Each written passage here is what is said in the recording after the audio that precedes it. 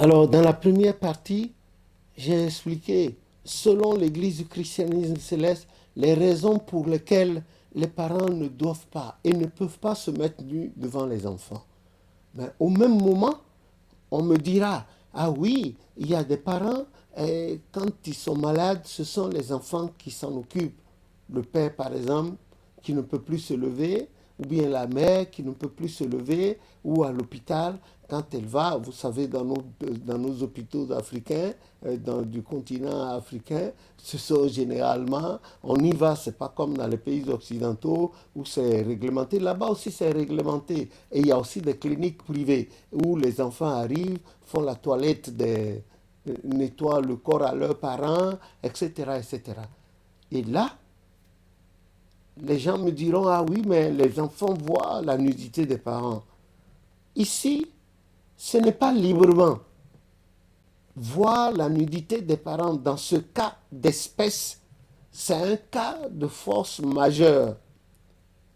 C'est un cas où l'enfant et le père et le parent, ou que ce soit la mère ou le père, n'ont pas de choix. L'enfant n'a pas de choix.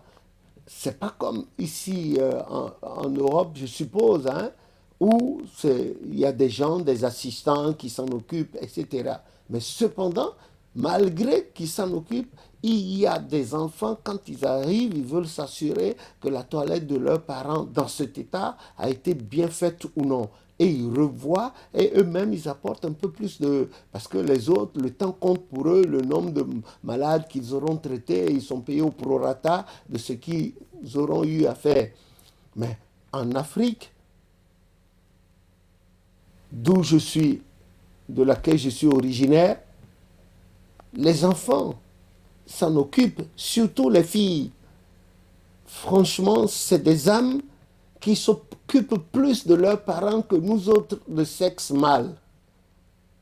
Même si elles sont mariées, elles trouvent du temps pour aller s'occuper de leurs parents malades, du père ou de la mère ou de la tante. Elles le font parce qu'elles ont dans leur âme ce coin d'amour qui est inaliénable en elles. Bon, bien sûr, il n'y a jamais de règle sans exception. Certaines s'en foutent, certains enfants aussi s'en foutent, mais il y a certains hommes aussi qui le font.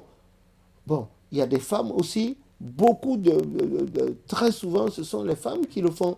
Il n'est pas interdit de s'occuper de son parent à soi quand celui-ci ou celle-ci, cette parente-ci est malade et ne peut rien faire. L'enfant va, s'occupe de la litière de ses parents, nettoie, change les draps, nettoie le parent ou la parente ou le père ou la mère malade, l'habille, lui fait à manger ou leur fait à manger, etc., leur fait à manger, etc., etc. Ça, c'est des cas exceptionnels. Mais ce dont nous parlons ici, nous déplorons, c'est que délibérément, derechef, que l'enfant entre sans frapper à la porte de ses parents. Bon, si il est nu, si elle est nue, eux, ils ne veulent pas savoir, ils entrent, ils voient. Non, c'est pas bon. En tout cas, selon l'enseignement de l'Église du christianisme céleste, il y a deux cas bien distincts. Il y a le cas où les parents sont bien portants et une certaine liberté de l'enfant, il entre, la maman est assise, et puis, etc. J'ai assisté à une scène horrible un jour. J'ai assisté à une scène horrible un jour. Et si le père n'était pas rentré par hasard comme ça, ben, il allait rentrer, voir son enfant, son jeune garçon en train de violer sa maman.